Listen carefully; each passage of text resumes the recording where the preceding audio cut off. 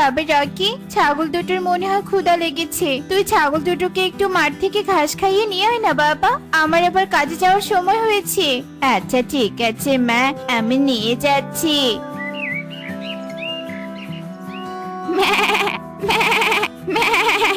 আরে বাবা, এসেছি তো এসেছি। ম্যামা না করে একটু শান্ত থাক। মাঠে গেলে পেট ভরে কাঁচা কাঁচা সবুজ ঘাস খেতে পারবি। এই বলে রকি তাদের ছাগল লালি আর কালীকে নিয়ে মাঠের দিকে চলতে থাকে। কিছু দূর যেতেই রকি থেমে যায়। এই যা লালি কালি, আমি তো আমার বাসিটা নিতেই ভুলে গিয়েছি। বাসি ছাড়া যে মাঠে আমার দিন কাটবে না। তোরা এখানে একটু অপেক্ষা কর, আমি বাড়ি থেকে বাসিটা নিয়ে আসছি।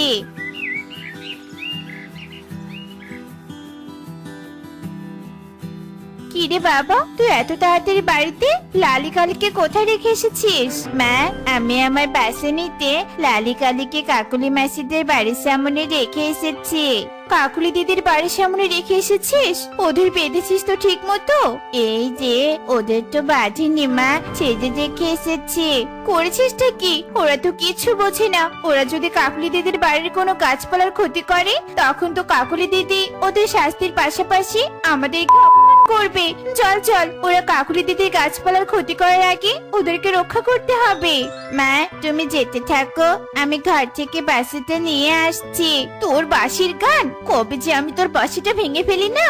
এই বলে টুনি সামনের দিকে চলতে থাকে। এদিকে রকি ঘর থেকে বাঁশি নিয়ে ওর পেছনে চলতে থাকে। ছাগলের আওয়াজ পাচ্ছি, উঠোনে কোনো ছাগল আছে নাকি? দেখি তো গিয়ে। হাই হাই হাই রে, এ আমি কি দেখছি? টুনির লালি কালি আমার উঠোনের এত শখের গাছগুলো খাচ্ছে। দাঁড়া রে দাঁড়া, তোদের দেখাচ্ছি মজা। আজকে তোদের মালকিনের কাছ থেকে আমি জরিমানা নিয়েই ছাড়বো।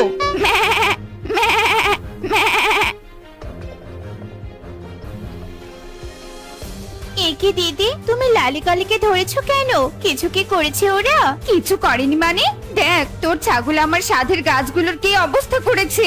দিদি, ওরা না বুঝে এমনটা করেছে, ওদেরকে ছেড়ে দাও।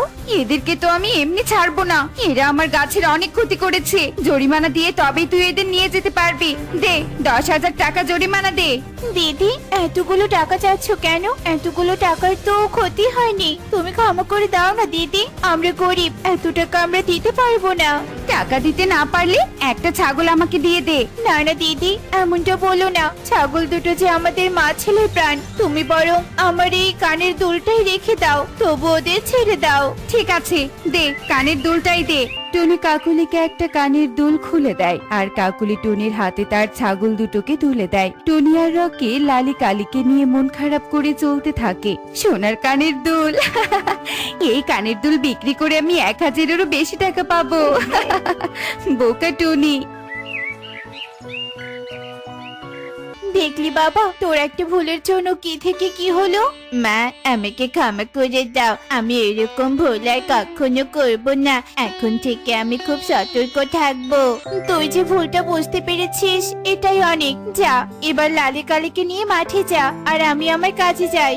এই বলে টুনি তার বনের আকাশ প্রচন্ড কালো হয়ে আসে। চারদিকে শো শো করে বাতাস বইতে শুরু করে। কি শুরু হলো? আকাশ তো সেই কালো করে এলো। এবার তো লালি কালীকে নিয়ে বাড়িতে যেতে হবে। একে মাঠে শুধু লালি আছে, কালি কোথায়? এই কালিটাও না শুধু আড্ডা দিতে জানে। নিশ্চয় কালি মাঠ থেকে বনে প্রবেশ করেছে। লালি, তুই এখানে থাক, আমি বন থেকে কালীকে খুঁজে নিয়ে আসছি। কালি, আই কালি, কালি তুই সারাতে, আই কালি। রকি এভাবে কালীকে ডাকতে ডাকতে বনের একদম গভীরে চলে আসে আর কালীকে দেখতে পায়। ওরে বদমাস, তুই এখানে মনের সুখে ঘাস খাচ্ছিস, আর এইদিকে আকাশ ভেঙে বৃষ্টি আসার উপক্রম হয়েছে। চল চল, বাড়িতে চল। রকি কালীকে নিয়ে সামনের দিকে চলছিল। ঠিক তখনই তার চোখ যায় চকচক করে জ্বলতে থাকা এক পাথরের দিকে। আরে, এই পাথরটা কি সুন্দর জলজল করছে। এমন পাথর তো আমি আগে কখনো দেখিনি। এই পাথরটা আমি আমার পড়ার টেবিলে রাখবো আর এর সাথে খেলবো। রকি পাথরটা সহ কালী লালিকে নিয়ে বাড়িতে চলে আসে আর টুনিকে কি ব্যাপার রে বাবা, তুই এভাবে হঠাৎ করে জেগে উঠলি কেন? কি হয়েছে? খারাপ স্বপ্ন দেখেছিস নাকি? মা, কে যেন কাঁদছে। আরে তাই তো, এত রাতে এভাবে করুণ সুরে কে কান্না করছে? মা, আমাদের লালি কালি আবার কাঁদছে না তো? কি জানি রে বাবা, চল তো গিয়ে দেখি। ওরা মা ছেলে রাতের আধারে ঘর থেকে বাহিরে বেরিয়ে আসে আর ছাগলের ঘরে গিয়ে বলতে থাকে, লালি কালি তো ঘুমিয়ে আছে, তাহলে কাঁদছে কে? মা, এখন মনে হচ্ছে কান্নার আওয়াজটা ঘর থেকে আসছে। হ্যাঁ রে বাবা, আমার তো তাই মনে হচ্ছে। চল তো ঘরে গিয়ে ভালো করে খুঁজে দেখি কেউ আছে কিনা।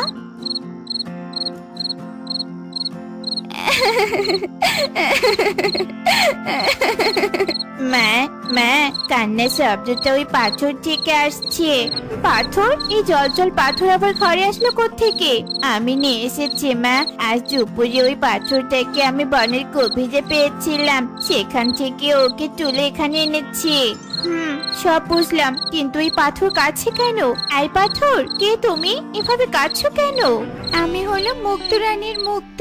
আমি আর আমার আরো বান্ধবীরা মুক্ত রানীর গলায় মালা হিসেবে ছিলাম। এক ডাইনি আমাদের মুক্ত রানীকে বন্দি করে ধরে নিয়ে এসেছে আর আমি মুক্ত রানীর গলা থেকে ছিঁড়ে পড়ে যাই। জানি না আমাদের মুক্ত রানী কোথায় আছে, কেমন আছে। তোমরা কি আমাদের মুক্ত রানীকে ওই ডাইনির কবল থেকে বাঁচাতে পারবে? তোমরা একটু দয়া করে আমাকে সাহায্য করবে। আমরা তোমার মুক্ত রানী কোথায় আছে সেটা জানি না, তুমিও জানো না, তাহলে সাহায্য করব কি করে? আমার বিশ্বাস, আমি যেভাবে মুক্ত রানীর গলা থেকে ঝরে পড়েছিলাম, আমার বান্ধবীরাও হয়তো সেভাবেই ঝরে পড়েছে।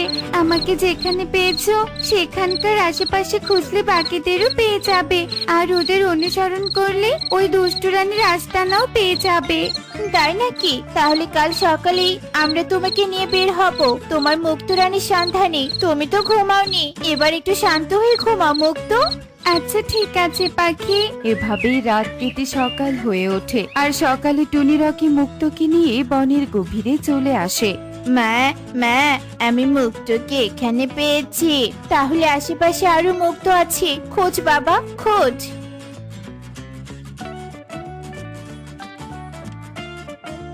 মা, মা, এই দেখো, এখানেও একটা মুক্ত পড়ে আছে। আরে তাই তো, তার মানে এই পথ ধরে গেলে আরো মুক্ত পাবো, এমনকি মুক্ত রানীকেও পেয়ে যাবো। চল চল, সামনে মুক্ত পাওয়া শেষ, তার মানে মুক্ত রানী ওই গুহাতে আছে।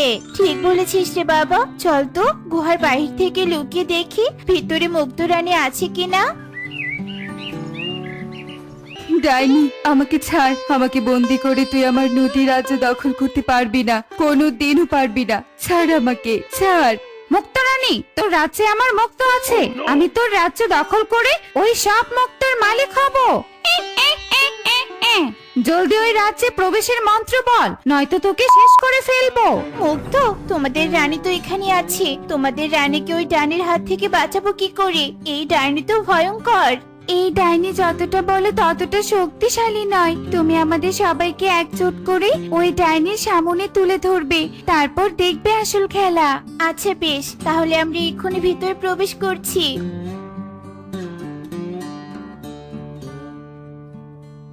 এই, কে তোরা? এখানে কি চাস? আমরা মুক্ত রানীকে বাঁচাতে এসেছি আর তোমাকে শাস্তি দিতে। ওরে বাবারে, আমার চোখ গেল রে। আমার মাথা, মরে গেলাম রে, মরে গেলাম। এই বন্ধ কর, সব বন্ধ কর। ডাইনি এভাবে ছটফট করতে করতে ধ্বংস হয়ে যায় আর মুক্ত রানী বেঁচে যায়। তোমরা আমার প্রাণ বাঁচালে, তোমাদের অসংখ্য ধন্যবাদ। এই যে আপনার মুক্তগুলো আপনাকে সাহায্য করতে বলেছি জন্য সাহায্য করেছি, আর কেউ বিপদে পড়লে তাকে সাহায্য করা উচিত। নিন, আপনার মুক্তগুলো নিন। তোমাদের কথা শুনে খুব ভালো লাগলো। আমি তোমাদের উপহার দিতে চাই। এই মুক্তগুলো আজ থেকে তোমাদের উপহার। আপনাকে ধন্যবাদ মুক্ত রানী, সামান্য সাহায্যের জন্য এতগুলো উপহার দিলেন।